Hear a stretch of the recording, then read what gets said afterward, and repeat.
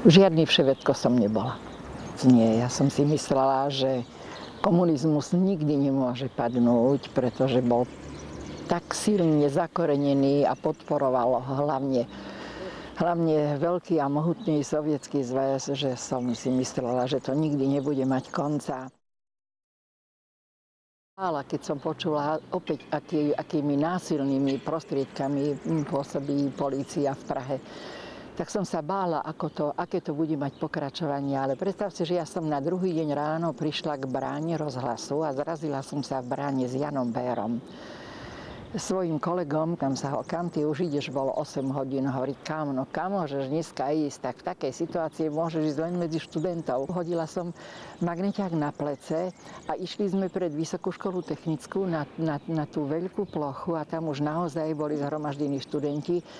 Už sme tam s nimi nahrávali, tí boli natešení, strašne bolo vidno tá nálada, že už sa ich zmocnila, že vlastne vedia, o čom je reč a keď aj nevedia, tak vedia, že tu je ich miesto.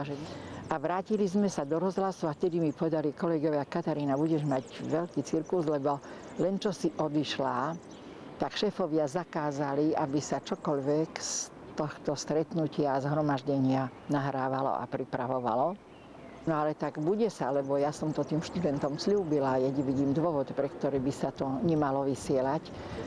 Predstav si, že ešte aj v tej vyslovene ťažkej chvíli prvej ma prinútili, že prosto ak nevystrihnem jednu vec, že študenti si žiadajú, aby zmizla vedúca úloha komunistickej strany, tak sa nič z toho neodvysiela. To bol posledný ústupok, ktorý som urobila a že už nikdy viac nič z toho nevystrihnem. Takže sme vlastne s Janom Bérom boli prví novinári, ktorí vôbec do rozhlasu priniesli správu o tom, čo sa deje v Košiciach. Bola to krásna doba a vlastne práve cez tieto spomienky žije.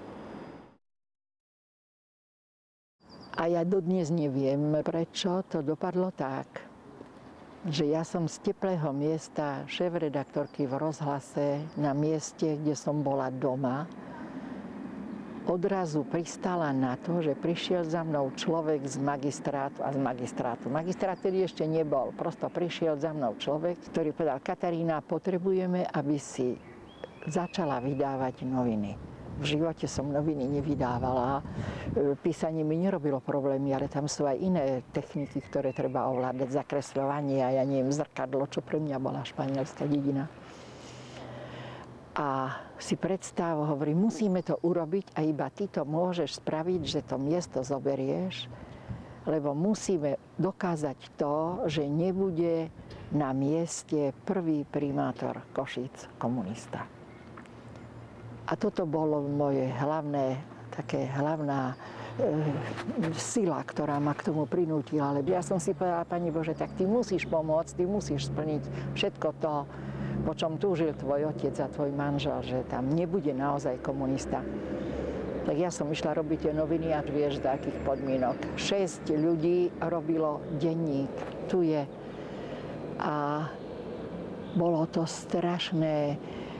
Žiadna reklama, žiadni sponzori, prosto nič. Začínali sme úplne na poli neoranom a vlastne po Červenom večerníku, ktorý mal vtedy už 25-ročnú históriu za sebou, dobre komunistické zázemie a my sme prišli sem s nejakým modrým večerom, o ktorom ľudia ani nevedeli, čo sa deje. Najstrašnejšie bolo pre mňa, že ja som si myslela, že sa zobudia aj ľudia v meste, ale remitenda týchto novín o tom nesvedčila a my sme tie noviny nedokázali predávať. Modrý večer, prvé demokratické noviny na území nie mesta, nikde ešte neboli, ani v Bratislave, my sme boli jediní. A predstav si, že ani dodnes to nikoho nezaujíma. Ja som si dala zaviazať tie modré večery z nostalgie. Len preto, lebo veľa ľudí tam bolo, ktorí zaregistrovali ten prerod. No, tento modrý večer vlastne plnil tú úlohu, ako som ti povedala, aby nebol komunistický primátor, pretože sa blížili voľby, prvé komunálne voľby. Vyšiel zákon o meste Košice, kde bolo 22 mestských častí. A teraz sme predstavovali kandidátov všetkých mestských častí, aby ľudia vedeli už, koho môžu voliť. A predstav si, že to, čo my sme si mysleli, že sa nám nemôže podariť, sa nám naozaj podarilo.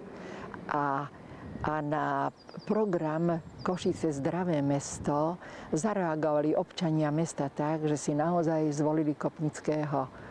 Prvý nekomunistický primátor tohto krásneho mesta, ktoré ja milujem so všetkými jeho nedostatkami. A to sa nepodarilo hocikomu. Na funkcie, ktoré bolo treba vtedy obsadiť, prišli noví ľudia. A to vlastne bola záruka toho, že je to ten nový vietor slobody. A ja som mala pocit, že sa nám to aj strašne dlho darilo udržať túto situáciu. A potom mi raz jedna moja kolegyňa, ktorú som milovala a mám ju dodnes rada, technička prvej triedy, a povedala: vieš čo, Kata, ty si sa zbláznila. A ja hovorím: áno, Ema, ja som sa slobodou zbláznila, ja naozaj neviem, čo robím. Ja som chorá z toho, čo skôr začať, aby som stihla všetko spraviť, čo si myslím. A ona mi povedala: nerobíš to dobre, ideš mi s tým na nervy. A potom po rokoch, keď už som nebola v rozhlase, už keď nevychádzal Modrý večer, tak ma Emka zastavila na ulici a hovorí: Kata, vieš čo, ty si naozaj vtedy vyzerala ako blázon, ale iba ty si videla ďalej dopredu. Ako to vidím teraz po rozbití štátu a po všetkých tých zmenách, ktoré nastali, ja som asi nenapraviteľný optimista. Ja napriek tomu všetkému verím, že napriek tomu, že dnes žijú ľudia na periférii spoločnosti, že sa to raz musí zmeniť. Musia pochopiť, že nemôžu vládnuť, alebo že nemôžu rozhodovať o veci štátu a o veci ľudí zlodeji alebo nemorálni ľudia. To sa musí zmeniť, lebo ak nie, tak tá spoločnosť zomrie. Zomrie a to bude veľmi, veľmi, veľmi trpký koniec.